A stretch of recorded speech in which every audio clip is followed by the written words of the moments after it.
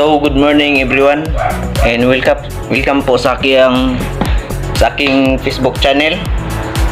And sa lahat ng followers ko dyan, salamat sa inyong pag-support. Ngayong araw is may tuturo ko lang sa iyo about sa mga panagat. Ito po ay bang swordfish or balo. Itong pain nito is rintex, kulay green at may sidlak-sidlak ko sa tawagan Ang nylon po nito ay 15mm. Duha ni sila, duha. Ang isa blue, ang isa green. O ang kaning puti nga nylon or handline man siya ang 20mm. So paan ni siya 45 kadupa or 45 feet. Yan po.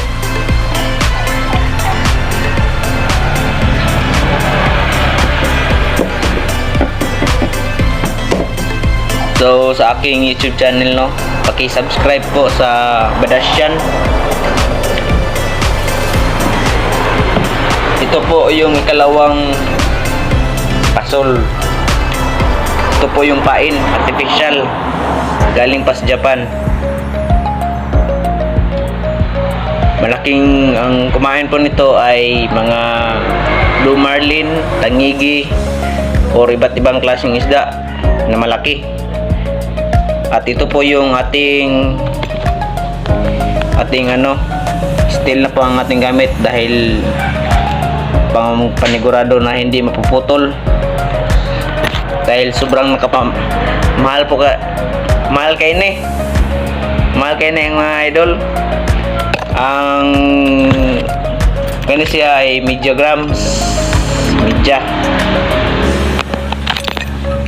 So nice kayo. Mana to ang nylon. Mukha na ni talakitok, blue marlin, tangigi, or tuna, or yellowfin. So natay mo ni ang yung handline is numero 40 ni, 40mm. Ang purpose ani is pag maurot di siya tagtag tanan nga nylon, dali ni siya butang na kani. So natay sensor para dili siya maglambod. Mo na ang purpose sa sensor. So yan po mga idol.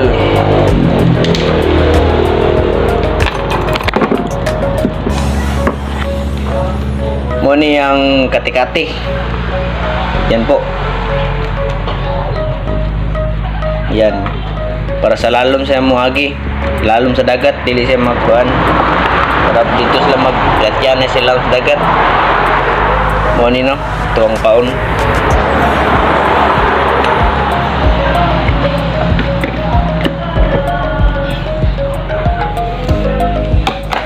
So natay pataw. Ini pang talakitok or mamsa, big trabili. Ito po yung ating steel na pong gamit natin dahil malaking kagagat nito. Yan. May sensor para hindi maglambot. Numero 20 po ito. Ito. At ito numero 30 na handline fishing. Ang tawag po nito ay pataw-pataw. Pag kumagat po ito is siguradong tatakbo sa dagat. Ayan po, meron tayong pangtulingan. Ayan yung pain natin.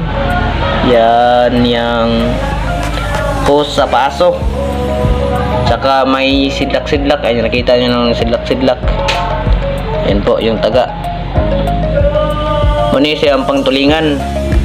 Muna yung sensor, kailangan ng sensor na ito kabuok sa dari Isa po ay tulo. Kay mubuhi ka ni kuan 45. Pag dagan sa Pakura, ang buyan ni mo ani nga dupa is 45. Dupa numero 20, tapos ang gani numero 40. Ningalon. So wala pa na siya na try kay ang among Pakura.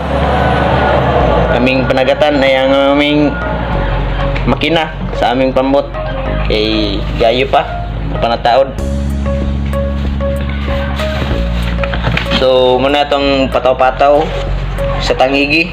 Ang tangigi po ito mga idol. Ang pauna ni is tambaka.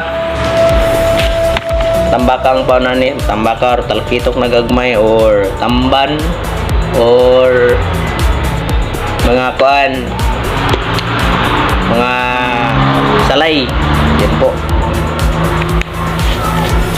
Dalawang sensor lang at panigurado po ang ating steel na string para hindi mapuputol.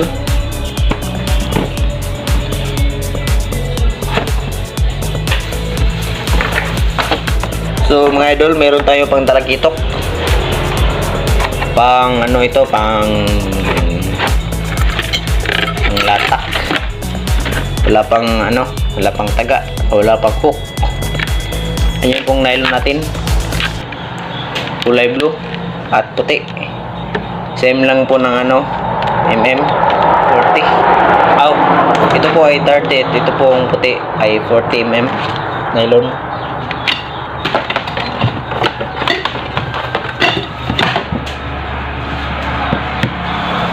Yan po, meron tayong isang kapain. Di bali, dalawa po siya. Ang isa na nakabutang na sa pasol. Yan po. Artificial.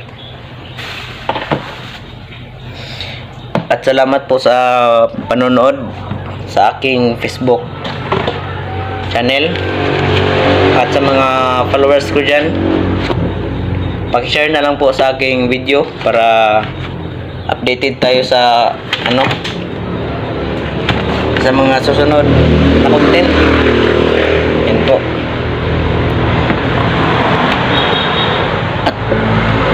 Sa aking YouTube channel po, paki-subscribe na lang sa Badasyan